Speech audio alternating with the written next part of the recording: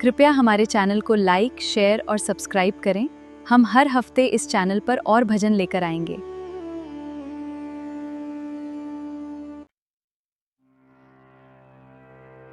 व्रज श्री कृष्ण जन्म की कथा। बहुत समय पहले मथुरा नगरी में राजा उग्रसेन का राज्य था। उनके पुत्र कंस बहुत शक्तिशाली लेकिन अत्यंत क्रूर थे। कंस ने अपने पिता को बंदी बनाकर स्वयं मथुरा का राजा बन गया।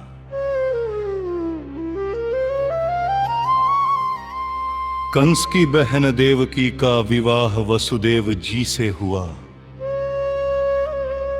विवाह के बाद जब कंस स्वयं देवकी और वसुदेव को उनके घर छोड़ने जा रहा था, तभी आकाशवाणी हुई,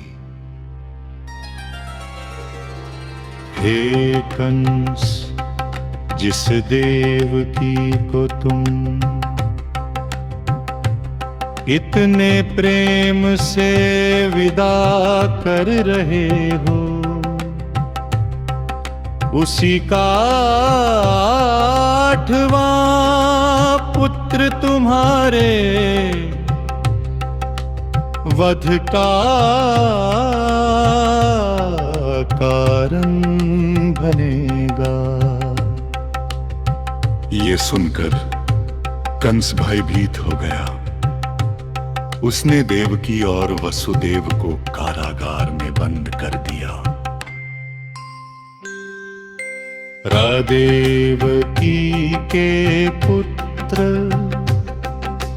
रादेवकी के पुत्र, देवकी के एक करके 6 पुत्र हुए और कंस ने उन सभी का वध कर दिया। 7वें गर्भ में भगवान की योग माया से शेषनाग के अवतार बलराम को देवकी के गर्भ से रोहिणी जी के गर्भ में पहुंचा दिया गया।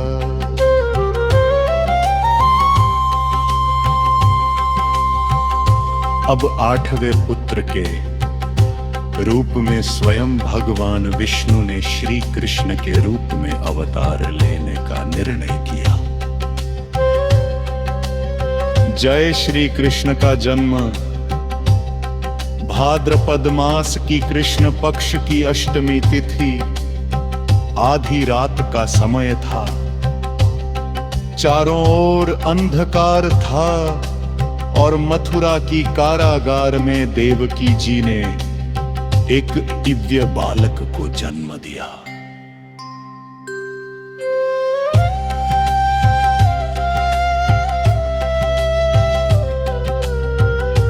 भगवान श्री कृष्ण ने चतुर्भुज रूप में प्रकट होकर देवकी और वसुदेव को दर्शन दिए।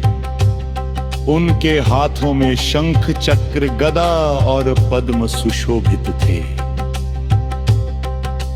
भगवान ने कहा कि वे ही उनके पुत्र के रूप में जन्मे हैं और उन्हें गोकुल ले जाकर नंद बाबा और यशोदा माता के घर छोड़ना है,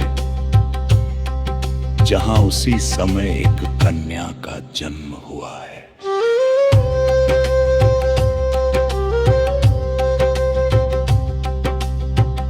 वसुदेव जी गोकुल की ओर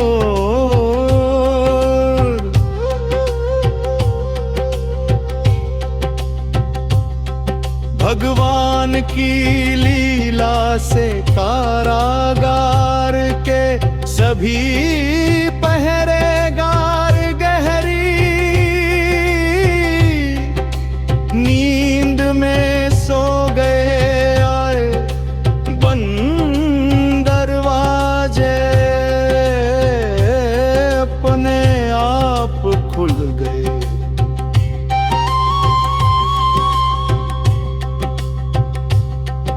वसुदेव जी ने नन्हे कृष्ण को एक टोकरी में रखा और उन्हें लेकर यमुना नदी की ओर चल पड़े। उस रात भयंकर वर्षा हो रही थी। जब वसुदेव जी यमुना में उतरे तो नदी का जल बढ़ने लगा। तभी शेषनाग जी ने अपना फन फैलाकर बाल कृष्ण को वर्षा से बचाया।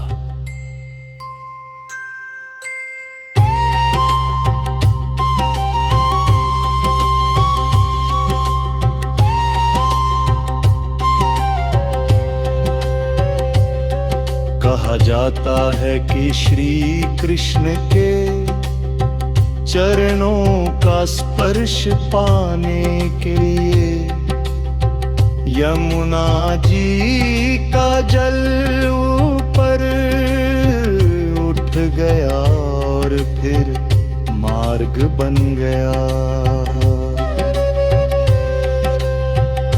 गोकुल में कृष्ण वसुदेव जी गोकुल पहुंचे। वहां नंद बाबा और यशोदा माता के घर एक कन्या का जन्म हुआ था। वसुदेव जी ने कृष्ण को वहां सुला दिया और उस कन्या को अपने साथ लेकर वापस मथुरा की कारागार में आ गए। जब कंस को 8वें बच्चे के जन्म की खबर मिली तो वह कारागार में पहुंचा और उस कन्या को मारने के लिए उसे उठाया।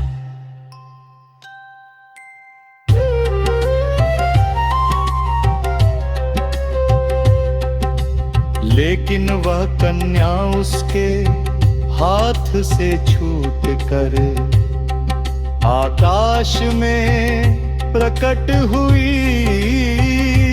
और योग माया देवी के रूप में बोली, हे